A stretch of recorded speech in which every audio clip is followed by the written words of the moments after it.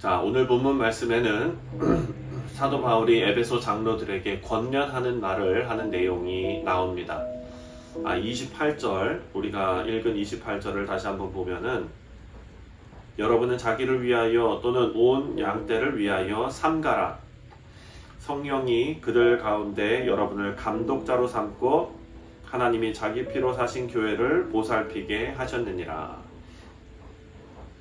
자, 사도 바울이 장로들을 권면한 내용의 핵심은 삼가라입니다. 양떼를 위하여 삼가라.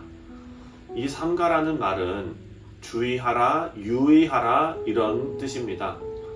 자기와 온 양떼를 위하여 주의하라는 것입니다. 왜냐하면 이것이 하나님의 명령인데 성령이 그들 가운데 너희를 감독자로 세우셨다라는 것입니다. 여기 나오는 감독자는 돌보는 자입니다. 그래서 이 감독자와 장로는 같은 의미의 단어입니다. 교회의 리더, 장로, 직분자들, 이 직분자들은 권세를 부리는 자가 아니라 교회를 돌보는 자, 보살피는 자가 되어야 한다라는 것입니다. 우리 사랑하는 성도님들, 사도 바울의 이 권면이 우리 모두에게 해당되는 권면이라는 것을 우리는 잘 알고 있습니다. 교회 공동체 안에 있는 그 누구도 섬김을 받는 위치에 머물러 있는 사람은 없습니다. 하나님께서 우리 모두의 신앙이 자라고 신앙 인격이 자라서 서로를 돌보고 위하고 목양하는 자로 세워 나가십니다. 처음에는 그렇지 않습니다. 처음에는 섬김을 받아야 하는 위치가 있고요. 또 돌봄을 받아야 하는 위치가 있습니다. 그런 어린 신앙이 이제 점점 자라서 내 스스로가 말씀 안에 은혜를 받고 내 스스로가 신앙생활하는 그 안에 하나님의 인도하심을 깨닫고 이제는 하나님의 인도하심을 따라 남을 섬기고 배려하고 도와주는 장성한 분량까지 성장하는 것입니다. 이것은 교회 안에서 봉사라는 범위에 한정되는 것이 아닙니다. 섬김과 돌봄은 태도이고 성품입니다. 바울이 이런 섬김의 자세를 강조하는 이유는 바울이 에베소를 떠난 후 닥칠 일들, 에베소 교회에 닥칠 일들에 대해서 미리 알고 있었기 때문입니다. 29절과 30절입니다. 내가 떠난 후에 사나운 이리가 여러분에게 들어와서 그 양떼를 아끼지 아니하며 또한 여러분 중에서도 제자들을 끌어 자기를 따르게 하려고 어그러진 말을 하는 사람들이 일어날 줄을 내가 아노라. 자, 바울이 떠난 후에 에베소 교회 성도들을 미혹시키는 거짓 선지자들이 올 것이다 라고 말합니다. 바울은 이들을 흉악한 이리떼라고 표현합니다. 믿음의 공동체를 흔드는 거짓 선지자들이 서로 사랑으로 돌보고 이해해주고 아껴주어야 하며 하나님의 말씀으로 방향을 잃지 말아야 할 공동체를 망가뜨립니다.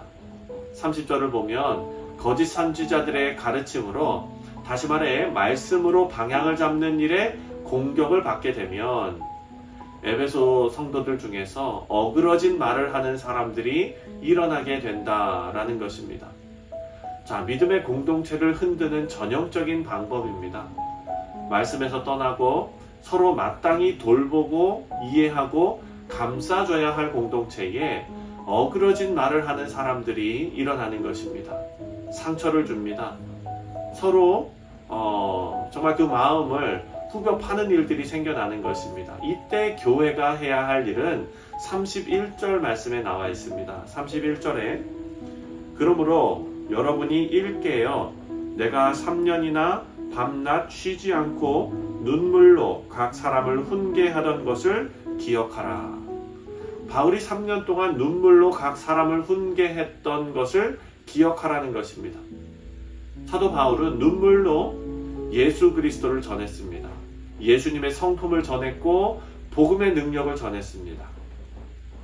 우리 사랑하는 성도님들, 예수님으로 가득 찬 인생, 예수님의 성품을 담고 싶은 열망이 있는 인생이 교회에서 어그러진 말을 하고 믿음의 공동체를 망가뜨리지 않습니다. 사람들을 실족시키지 않습니다. 예수님의 몸이 교회인데 교회의 아픔이 나의 아픔이 되고 내 사랑하는 교우의 아픔이 나의 아픔이 되는 것입니다. 교회를 위해 더욱 기도하게 되는 것이 말씀으로 살아가는 성도의 정상적인 반응입니다. 바울은 3년 동안 자신이 가르쳤던 하나님의 그 은혜와 그리고 바울이 3년 동안 자신이 하나님으로 받았던 하나님으로부터 경험했던 그 은혜, 사랑, 인정, 그 모든 것 그리고 하나님의 도, 이 복음의 능력, 주님의 성품에 어긋나는 내용들이 들어올 때 그 가르침이 사도 바울의 그 말씀, 그 인생을 통해서 에베소 교회 성도들에게 보여주었던 그 말씀에 비추어 보았을 때 즉각 다른 가르침을 분별하고 나의 행동, 내가 공동체를 아프게 하는 그 행동을 깨닫고 그것을 바로 물리쳐야 한다는 것을 오늘 바울은 지금 우리에게 알려주고 있습니다. 자, 우리도 공동체뿐만 아니라 내 마음에 그런 생각이 들어올 때 주님의 이름으로 물리치시기를 주님의 이름으로 축원드립니다. 사랑하는 성도님들, 교회는요 조금 엉성하고 빈틈이 있어 보여도 은혜가 있는 공동체가 가장 좋은 공동체입니다. 32절을 보면 답이 나옵니다. 32절에 지금 내가 여러분을 주와 및 은혜의 말씀에 부탁하노니 그 말씀이 여러분을 능히 든든히 세우사 거룩하게 하심을 입은 모든 자 가운데 기업이 있게 하시리라. 아멘. 너희를 능히 든든히 세우사 거룩하게 하시는 것이 있습니다. 바로 사도 바울이 부탁한 대상입니다. 에베소 교회 성도들을 부탁한 대상. 32절에 보면 여러분을 주와 및 그 은혜의 말씀에 부탁하노니 하나님의 말씀은요 우리를 든든히 세웁니다. 우리가 물론 실수하지요. 내 자신 스스로 실수하고 또 그 실수로 인해서 상대방을 정말 어렵게 만드는 상처를 주는 그런 일들이 발생합니다. 하지만 우리에게 기업이 있게 하는 말씀이 있습니다. 주 예수 그리스도 성령 하나님과 그리고 그 하나님의 은혜의 말씀이 우리를 붙들고 우리를 세우시고 교회를 세워갈 줄 믿습니다. 이 말씀을 통해 우리는 거룩해함을 입었습니다. 성령 하나님께서 예수의 영이 우리 가운데 계시기 때문에 그 성령 하나님께서 우리가 잘못된 길로 갈 때마다 우리를 책망하시고 또한 포기하지 않도록 위로하시고 사실 이것이 우리 실제의 모습이 아니라 예수님으로 말미암아 이루어진 법적인 선언이라는 것을 우리가 잘 압니다. 왜냐하면 우리가 매일마다 죄와 함께 정말 뒹구는 것을 우리 스스로 발견하기 때문입니다. 그래서 우리는 실패하고 못난 모습을 보이지만 하나님의 은혜의 말씀은 예수님으로 말미암아 우리를 거룩해 함을 입은 자들로 칭해 주십니다. 그래서 우리 성도는 본연의 사명에 집중하고 말씀으로 돌아가 주님의 성품을 주님의 은혜와 사랑을 드러내는 일에 힘쓰게 될 줄 믿습니다. 이렇게 당부한 사도 바울은 마지막으로 물질 문제에 대해서 권면합니다. 33절부터 35절입니다. 내가 아무의 은이나 금이나 의복을 탐하지 아니하였고 여러분이 아는 바와 같이 이 손으로 나와 내 동행들이 쓰는 것을 충당하여 범사에 여러분에게 모본을 보여준 바와 같이 수고하여 약한 사람들을 돕고 또 주 예수께서 친히 말씀하신 바 주는 것이 받는 것보다 복이 있다 하심을 기억하여야 할지니라. 아멘.